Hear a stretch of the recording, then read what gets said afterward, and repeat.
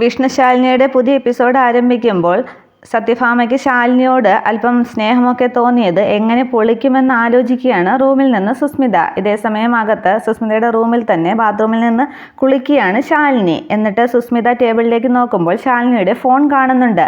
അന്നേരം ശാലിനി, നീ ഭംഗിയായിട്ട് കുളിക്ക്, നിന്റെ ഫോൺ കൊണ്ട് തന്നെ നിനക്ക് ഞാൻ പണി തരാം എന്ന് പറഞ്ഞ് റൂമിന് പുറത്തേക്ക് ആ ഫോണുമായിട്ട് സുസ്മിത പോകുന്നുണ്ട്. തുടർന്ന് സുസ്മിത ഹാളിലേക്ക് വരുമ്പോൾ സെറ്റിൽ കിടന്നുറങ്ങുകയാണ് വിഷ്ണുവിൻ്റെ തലയ്ക്ക് അടുത്ത് തന്നെ ശാലിനിയുടെ ഫോൺ സുസ്മിത കൊണ്ടുവയ്ക്കുന്നുണ്ട്. എന്നിട്ട് വിഷ്ണുവിനെ നോക്കി ഒരു ഫ്ലൈയിങ് കിസ്സൊക്കെ കൊടുത്ത് കുറേ നേരം വിഷ്ണുവിനെ നോക്കി അടുത്ത് സെറ്റിയിലേക്ക് ഇരുന്ന ശേഷം എന്തോ ആലോചിച്ച് ഉറപ്പിച്ചതുപോലെ സുസ്മിത അങ്ങ് മുകളിലേക്ക് കയറി പോവുകയാണ്. തിരികെ സുസ്മിത റൂമിലെത്തുമ്പോൾ അന്ന് ആശ്വസിക്കുന്നുണ്ട്, ഭാഗ്യം അവളുടെ കുളി കഴിഞ്ഞിട്ടില്ല എന്ന്. എന്നിട്ട് മൂടി പുതച്ചങ്ങ് ഉറങ്ങുന്നത് പോലെ കിടക്കുകയാണ്. തുടർന്ന് കുളി കഴിഞ്ഞിറങ്ങുന്ന ശാലിനി കണ്ണാടിയുടെ മുമ്പിലേക്ക് ഇരുന്ന മുഖമൊക്കെ ഒന്ന് നോക്കിയ ശേഷം സിന്ദൂരമൊക്കെ തൊടുകയാണ്. എന്നിട്ട് സത്യാമ്മ തനിക്ക് തന്ന സാരി എടുത്ത് ഒന്ന് ചേർത്തൊക്കെ പിടിച്ചിട്ട് എന്തൊക്കെ ആലോചിച്ച് ചിരിക്കുന്നുണ്ട്. തുടർന്ന് ശാലിനി തൻ്റെ ഫോൺ അന്വേഷിക്കുകയാണ്. എവിടെ പോയി എന്നും പറഞ്ഞ് ടേബിളിൻ്റെ പുറത്തും എല്ലായിടത്തും ശാലിനി തൻ്റെ ഫോൺ അന്വേഷിക്കുന്നുണ്ട്. ഇതൊക്കെ കൂടെ തല ഉയർത്തി നോക്കുകയാണ് സുസ്മിത. എല്ലായിടത്തും നോക്കിയിട്ടും ഫോൺ കാണാത്തത് കാരണം ഉറങ്ങിക്കിടക്കുന്ന സുസ്മിതയെ വിളിച്ചുണർത്തുന്നുണ്ട് ശാലിനി. തട്ടി വിളിക്കുകയാണ്, സുസ്മിത എന്ന്. അന്നേരം ഉറക്കത്തിൽ എന്ന പോലെ ഉണരുന്നുണ്ട് സുസ്മിത. എന്നിട്ട് എന്തിനാടി എന്നെ ഉറക്കത്തിൽ നിന്ന് വിളിച്ചത് എന്നൊക്കെ പറഞ്ഞ് ദേഷ്യപ്പെടുന്നുണ്ട്. അന്നേരം എൻ്റെ ഫോൺ കണ്ടോ എന്ന് ശാലിനി ചോദിക്കുകയാണ്. അതിന് നീ എന്നെ ഏൽപ്പിച്ചിരുന്നോ? എന്നെ മനുഷ്യനെ സ്വസ്ഥമായിട്ട് ഉറങ്ങാനും സമ്മതിക്കില്ല, എനിക്കെന്തിനാ നിൻ്റെ ഫോണെന്നും പറഞ്ഞിട്ട് വീണ്ടും ഉറങ്ങുന്നത് പോലെ അങ്ങ് സുസ്മിത കിടക്കുന്നുണ്ട്. തുടർന്ന് ശാലിനി ഓർക്കുന്നുണ്ട്, ഇനി ഞാൻ സത്യാമ്മയ്ക്ക് ചായ കൊടുക്കാൻ പോയപ്പോൾ അവിടെ എങ്ങാനും വെച്ചോ? പിന്നീടും പറയുകയാണ്, അവിടെ നിന്ന് ഞാൻ കൊണ്ടുവന്നതാണല്ലോ, എന്നാലും ഒന്ന് നോക്കി കളയാമെന്നും പറഞ്ഞ് ശാലിനി താഴേക്ക് ഇറങ്ങി വരുന്നുണ്ട്. ശാലിനിയുടെ പോക്ക് കണ്ട് എഴുന്നേറ്റിരുന്ന സുസ്മിത പറയുകയാണ്, ചെല്ലടി ചെല്ല്, നിനക്കൊരു കൊടുങ്ങല്ലൂർ ഭരണിയുടെ പാട്ട് തന്നെ ഈ സുസ്മിത ഏർപ്പാടാക്കി തരുന്നുണ്ടെന്നും പറഞ്ഞ് സുസ്മിത എഴുന്നേറ്റ് പുറകെ പോകുന്നുണ്ട്. ഇതേസമയം താഴേക്ക് ഇറങ്ങി വരുന്ന ശാലിനി വിഷ്ണുവിൻ്റെ അടുത്ത് തൻ്റെ ഫോൺ ഇരിക്കുന്നത് കാണുന്നുണ്ട്. അന്നേരം വിഷ്ണുവിനെ ഉണർത്താതെ തന്നെ അടുത്തേക്ക് ചെന്നിട്ട് ആ ഫോൺ വലിച്ചെടുക്കാനായിട്ട് ശാലിനി ശ്രമിക്കുകയാണ്. അന്നേരം വിഷ്ണു ഉറക്കത്തിൽ തന്നെ അങ്ങ് തിരിയാൻ ശ്രമിക്കുമ്പോൾ ശാലിനിയുടെ കയ്യിലേക്ക് പിടിച്ച് വലിക്കുകയാണ്. തുടർന്ന് ശാലിനി വിഷ്ണുവിൻ്റെ മുഖത്തേക്ക് അടുത്ത് ചെന്ന് വിഷ്ണുവിനെ ഉമ്മ വയ്ക്കുന്നുണ്ട്. അന്നേരം പെട്ടെന്ന് അങ്ങ് കണ്ണ് തുറന്ന് വാ വിളിച്ച് നിൽക്കുകയാണ് വിഷ്ണു. അന്നേരം വിഷ്ണു ഒന്നുകൂടെ കണ്ണൊക്കെ തിരുമി നോക്കുന്നുണ്ട്, ഇതെന്താ സ്വപ്നത്തിൽ നിന്നും നേരെ ഇങ്ങ് ഇറങ്ങി വന്നോന്ന്. അന്നേരം സ്വപ്നത്തിലോ, എന്താ എൻ്റെ ഫോണിങ്ങി താന്നും പറഞ്ഞ് ശാലിനി ഫോൺ എടുക്കാൻ ശ്രമിക്കുന്നുണ്ട്. പക്ഷേ അന്നേരം വിഷ്ണു പറയുകയാണ്, അതൊക്കെ ഞാൻ തരാം, ഞാൻ ഇയാളെ ഇതേ വേഷത്തിൽ സ്വപ്നം കണ്ടുകൊണ്ടിരിക്കുകയായിരുന്നു, നിന്നേ എന്നൊക്കെ പറഞ്ഞ് ശാലിനിയുടെ കയ്യിലങ്ങ് ബലമായിട്ട് പിടിക്കുകയാണ് വിഷ്ണു. ഇതേസമയം വിഷ്ണുവും ശാലിനിയും തമ്മിൽ പിടിവലി കൂടുകയാണ്. ശാലിനി തന്നെ വിടാനൊക്കെ പറയുന്നുണ്ട്. പക്ഷേ ശാലിനിയുടെ രണ്ട് കൈയും ബലമായിട്ട് പിടിച്ചു വച്ചിരിക്കുകയാണ്. സെറ്റിൽ കിടന്നുകൊണ്ട് തന്നെ വിഷ്ണു വിടാം പിന്നെ വിടാം എന്നൊക്കെ വിഷ്ണു പറയുന്നുണ്ട്. ഈ സമയത്ത് മുകളിൽ നിന്നും വരുന്ന സുസ്മിത ഇതൊക്കെ കണ്ടുകൊണ്ട് സത്യഭാമയെ ഫോൺ ചെയ്യുകയാണ്. അന്നേരം രാഘവൻ നായർ ഉറങ്ങുകയാണ്. ഫോൺ ബെല്ല് കേട്ട് രാഘവൻ നായർ ഉണരുന്നുണ്ട്. പക്ഷേ ഭാമ എന്തോ കണക്കൊക്കെ നോക്കിക്കൊണ്ടിരിക്കുകയാണ്. ഫോൺ എടുത്തിട്ട് എന്താ മോളെ കാര്യമെന്ന് ചോദിക്കുന്നുണ്ട്. അന്നേരം ആൻറ്റി ഒന്ന് ഹാളിലേക്ക് ഇറങ്ങി വരുമോ എന്ന് പതിയെ സുസ്മിത ചോദിക്കുകയാണ്. അന്നേരം നീ കാര്യം പറയുമെന്ന് ഭാമ പറയുന്നുണ്ട്. അന്നേരം വീട്ടിനകത്ത് തന്നെ രണ്ട് കള്ളന്മാർ ഇപ്പോൾ വന്നാൽ കയ്യോടെ പിടികൂടാമെന്ന് സുസ്മിത പറയുകയാണ്. ആ ശരിയെന്നും പറഞ്ഞ് ഭാമ ഫോൺ വയ്ക്കുമ്പോൾ എന്താ ഭാമയെ കാര്യമെന്നും പറഞ്ഞ് രാഘവൻ നായർ എഴുന്നേൽക്കുന്നുണ്ട്. അന്നേരം ഒന്നുമില്ല, രാഘവേട്ടൻ ഉറങ്ങിക്കോ എന്ന് പറഞ്ഞിട്ട് ഭാമ റൂമിന് പുറത്തേക്ക് വരികയാണ്. അന്നേരം ശാലിനിയുടെ കയ്യിൽ പിടിച്ചു വച്ചിരിക്കുകയാണ് വിഷ്ണു ചോദിക്കുന്നുണ്ട്, ഇയാൾ എന്തിനാ രാത്രി പാത്തും പതുങ്ങിയും എന്നെ കാണാനായിട്ട് വന്നതെന്ന്. അന്നേരം എൻ്റെ ഫോൺ എടുക്കാനാണ് വന്നത്, വിട് എന്നും പറഞ്ഞ് ശാലിനി ബഹളം ഉണ്ടാക്കുകയാണ്. അന്നേരം പിന്നെ ഫോൺ എടുക്കാനൊന്നുമല്ല, എന്നെ കാണാനല്ലേ വന്നത് എന്നൊക്കെ വിഷ്ണു പറയുകയാണ്. അമ്മയെങ്ങാനും വന്നാലുണ്ടല്ലോ എന്നും പറഞ്ഞ് വിഷ്ണുവിൻ്റെ കയ്യിൽ നിന്നും തൻ്റെ കൈ വിടാനായിട്ട് ശാലിനി ശ്രമിക്കുന്നുണ്ട്. അന്നേരം അമ്മയൊന്നും വരില്ല, താൻ ഫോൺ എൻ്റെ കയ്യിൽ ഏൽപ്പിച്ചിട്ടല്ലല്ലോ പോയത്, എന്നെ കാണാൻ തന്നെയാണ് വന്നത് എന്നൊക്കെ വിഷ്ണു ചിരിച്ചുകൊണ്ട് പറയുകയാണ്. ഈ സമയത്താണ് സത്യഭാമ വാതിൽ തുറക്കുന്നത്. വാതിൽ തുറക്കുന്ന ഭാമ കാണുന്നത് വിഷ്ണു ശാലിനിയുടെ കയ്യിൽ ബലമായിട്ട് പിടിച്ചു വച്ചിരിക്കുന്നതും അങ്ങ് കൊഞ്ചി കുഴയുന്നതുമൊക്കെയാണ്. അന്നേരം അത് കണ്ട് ദേഷ്യത്തോടു കൂടി വിഷ്ണുവിന് ഉറക്കെ വിളിക്കുകയാണ് ഭാമ. അന്നേരം പെട്ടെന്ന് അങ്ങ് ചാടി എഴുന്നേൽക്കുന്നുണ്ട് രണ്ടുപേരും. എടാ നാണം കെട്ടവനെ, എന്താടാ ഇവിടെ എന്നൊക്കെ വിഷ്ണുവിനോട് ഭാമ ചോദിക്കുകയാണ്. അന്നേരം ഉത്തരമില്ലാതെ അതേ അമ്മേ ഞങ്ങൾ ഇവിടെ എന്നൊക്കെ പറഞ്ഞങ്ങ് വിഷ്ണു പരുങ്ങുന്നുണ്ട്. തുടർന്ന് സത്യാമ്മ എൻ്റെ മൊബൈലെന്നും പറഞ്ഞ് ഭാമയോട് ശാലിനി പറയാൻ തുടങ്ങുന്നുണ്ട്. അന്നേരം മൊബൈലോ, എന്തെങ്കിലും നല്ല ഒഴിവൊഴിവ് പറയാൻ നോക്ക്, ഇങ്ങനെ കള്ളം പറയാതെ എന്നൊക്കെ പറഞ്ഞ് ശാലിനി വഴക്ക് പറയുന്നുണ്ട് ഭാമ. അന്നേരം ഇതൊക്കെ കണ്ടുകൊണ്ട് താഴേക്ക് ഇറങ്ങി വന്ന് സുസ്മിതയും പറയുകയാണ്, ഒഴിവൊഴിവൊന്നും പറയാനില്ല ആൻറ്റി, ആൻറ്റിക്ക് കാര്യം മനസ്സിലായില്ലെന്നും പറഞ്ഞ് അതിൽ ഏഷണി കൂട്ടുകയാണ് സുസ്മിത. എന്നും ഇതൊക്കെ തന്നെയാണ് ഇവളുടെ പരിപാടി.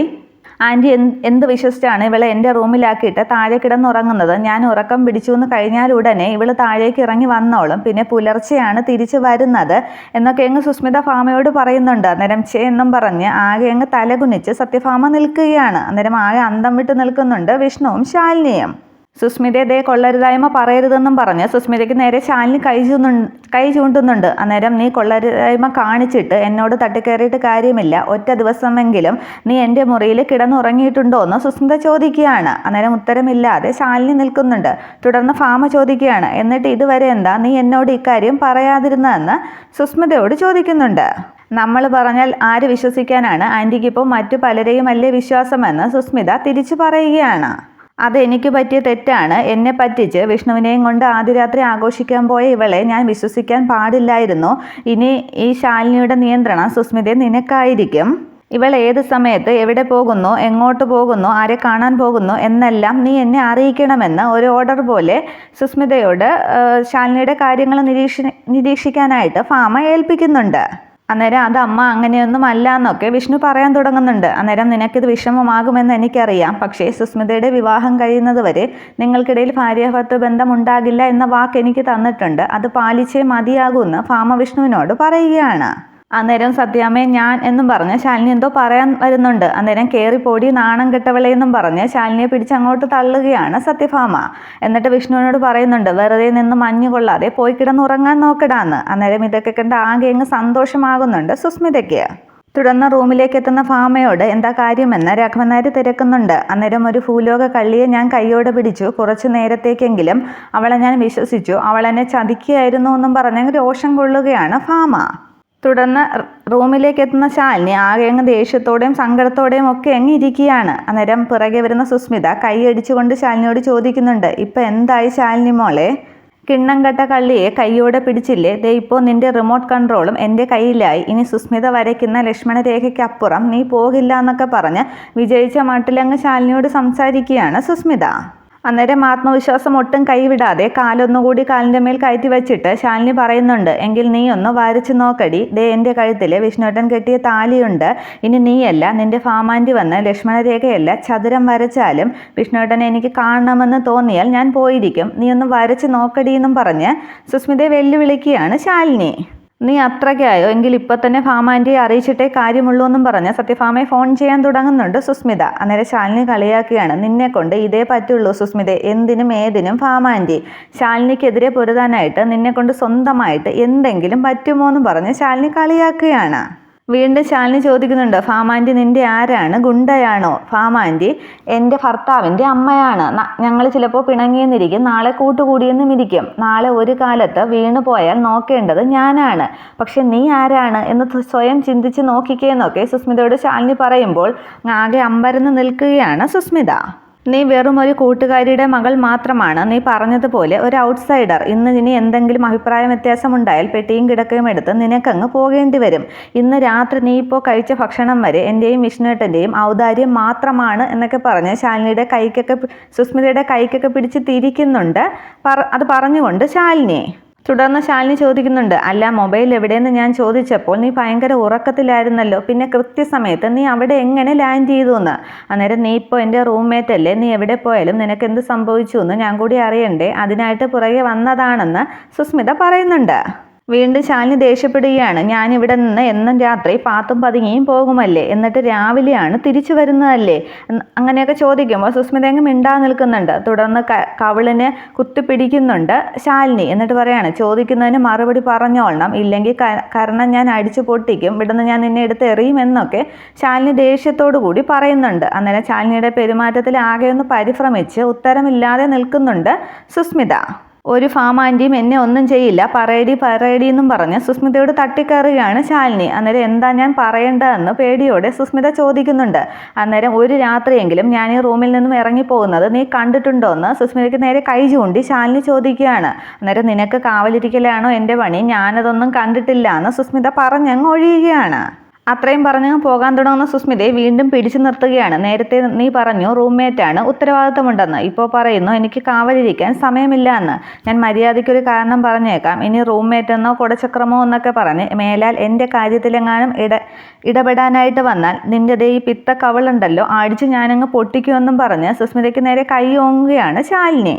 മര്യാദയ്ക്ക് റൂമിൻ്റെ കോണിലെങ്ങാനും ചുരുണ്ടുകൂടി കിടന്നുറങ്ങടി പോടിയെന്നും പറഞ്ഞ് കട്ടിലേക്ക് കൈ ചൂണ്ടി കാണിക്കുകയാണ് ശാലിനി. അന്നേരം സുസ്മിത കരുതുന്നുണ്ട് ഇവള് പറഞ്ഞതുപോലെ ചെയ്യും, പോയി കിടന്നുറങ്ങേക്കാമെന്ന് മനസ്സിൽ കരുതുകയാണ്. അന്നേരം സുസ്മിത ചോദിക്കുകയാണ് എന്താടി ചിന്തിക്കുന്നത്?